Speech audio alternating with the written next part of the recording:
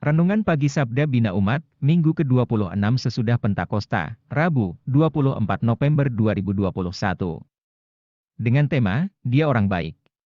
Bacaan Alkitab, terambil dari Kisah Para Rasul, pasal 16 ayat 1 sampai dengan ayat 3. Firman Tuhan dibacakan demikian. Paulus datang juga ke Derbe dan ke Listra.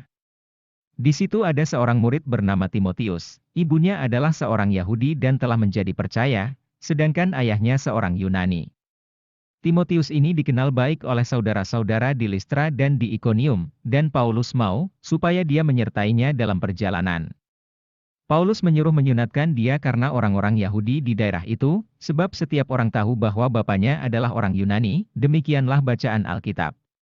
Berbahagialah setiap orang yang mendengar firman Tuhan dan yang melakukannya, haleluya.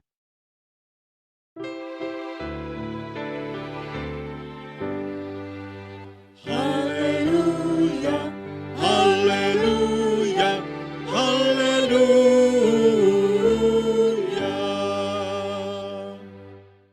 Bagaikan seorang penabur yang baik, Paulus dapat disebut penabur benih Injil yang handal.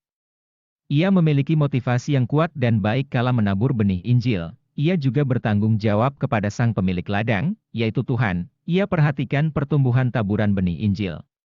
Kenyataan itu kita temui di Kisah Para Rasul pasal 15 ayat 36, ia berkata kepada Barnabas, "Baiklah kita kembali ke setiap kota, di mana kita telah memberitakan firman Tuhan, untuk melihat bagaimana keadaan mereka."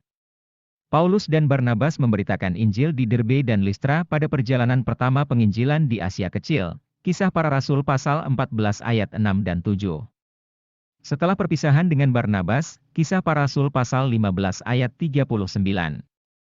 Beberapa saat kemudian Paulus datang ke Derbe dan Listra guna meneguhkan jemaat di situ. Ia tertarik melihat Timotius, seorang anak blasteran Yunani Yahudi. Neneknya Lois dan ibunya Eunike telah memperkenalkan kitab suci sejak kecil dalam jiwa Timotius. 2 Timotius pasal 1 ayat 5.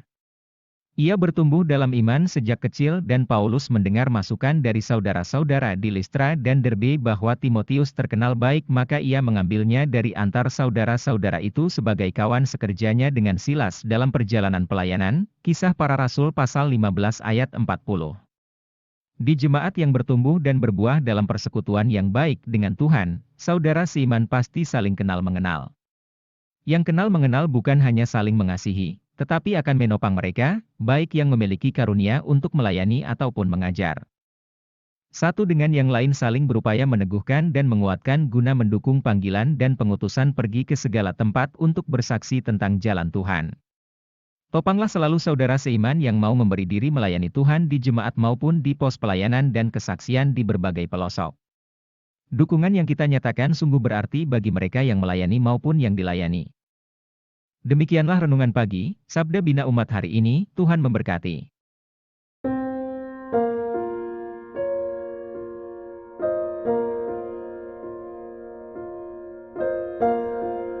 Mohon tidak lupa untuk donasi subscribe bagi yang belum, untuk mendukung channel ini. Terima kasih. Tuhan memberkati. Amin.